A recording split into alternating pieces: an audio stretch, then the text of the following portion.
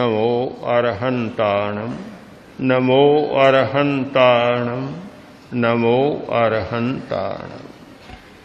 हमारे जीवन के सारे क्षणों का लेखा जोखा किया जाए तो निष्कर्ष होगा कि हमारा 95% समय का भाग पर दर्शन या पदार्थ दर्शन में बीतता है। 5% मुश्किल से स्व दर्शन या चैतन्य दर्शन में स्वानुभव में बीतता होगा। ये 5% भी मैंने बहुत ज्यादा कहे हैं। बहुत लोगों का तो शायद 100% भी कहा जा सकता है, 99% तो कहा ही जा सकता है। यह संतुलन बिगड़ गया। मैं मानता हूं कि पदार्थ दर्शन के बिना जीवन की यात्रा नहीं चल सकती, पर दर्शन के बिना समाज की व्यवस्था नहीं चल सकती, अनिवार्यता है, हम उसे छोड़ नहीं सकते। किंतु एक संतुलन तो होना चाहिए कि दूसरे को भी देखें, पदार्थ को भी देखें तो साथ साथ अपने आप को भी देख लें। अगर यह संतुलन बना रहे, प्रतिदिन यह हमारा अभ्यास चले कि दूसरे को देखें तो अपने आप को भी देखें, तो संतुलन नहीं बिगड़ेगा, समस्याएं नहीं उलझेगी। आज तो संतुलन खो गया। परिणाम क्या हुआ? अहंकार बढ़ा और ममकार बढ़ा। सारी समस्याओं को पैदा करने वाली हमारी 2 समस्याएं हैं, अहंकार का विकास और ममकार का विकास, ममत्व का विकास। ये 2 समस्याएं सारी समस्याओं को जन्म देती है।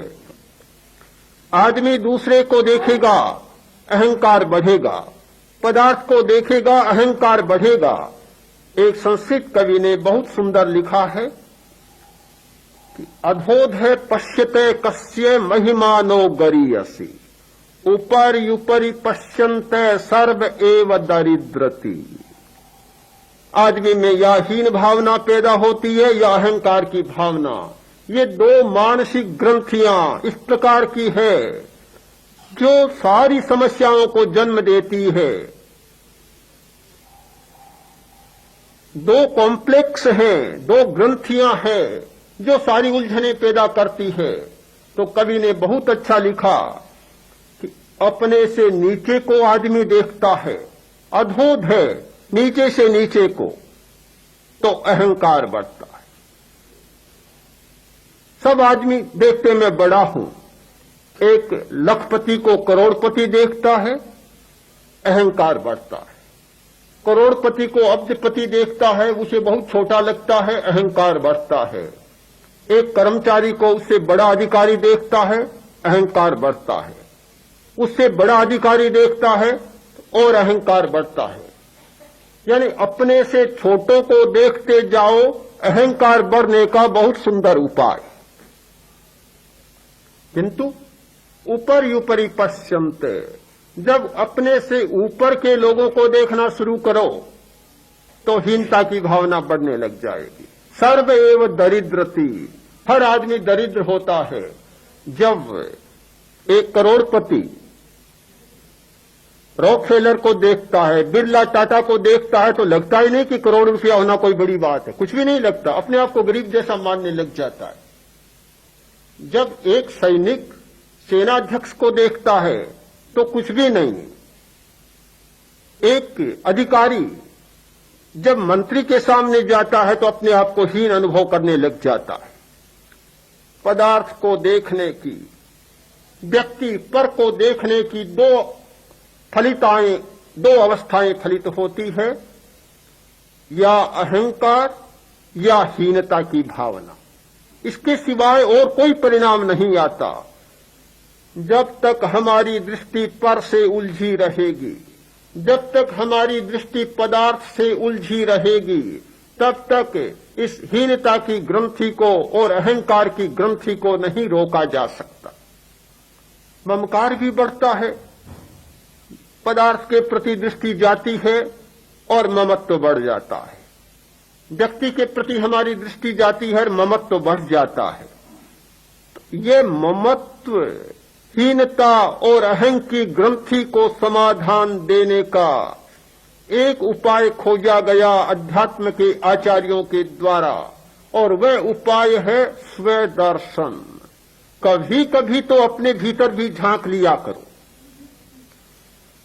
स्व को देखने का, अंतर दर्शन का, अपने आप को देखने का परिणाम होता है समता या परमात्म दर्शन।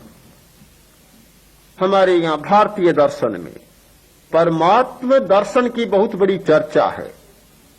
बहुत लोग कहते हैं परमात्मा का दर्शन। एक बहन ने कहा मुझे कि मुझे परमात्मा का दर्शन करना है, भगवान का दर्शन करना है।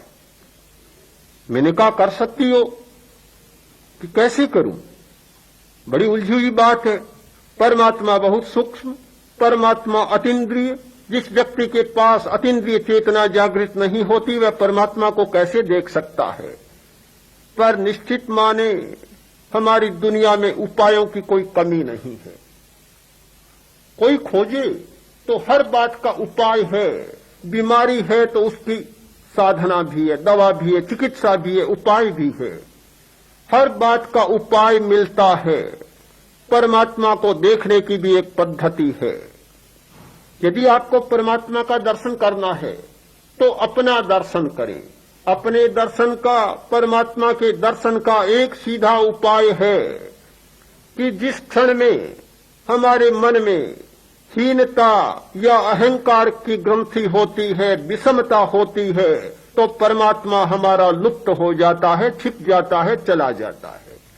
जिस क्षण में हमारी चेतना में समता का अनुभव होता है, न राग न द्वेष, न हीनता न अहंकार, न कोई छोटा और न कोई बड़ा, यह समता की चेतना ही परमात्मा है। परमात्मा कोई ऊपर से नहीं आता, न कोई आकाश से आता, न कोई धरती से निकलता।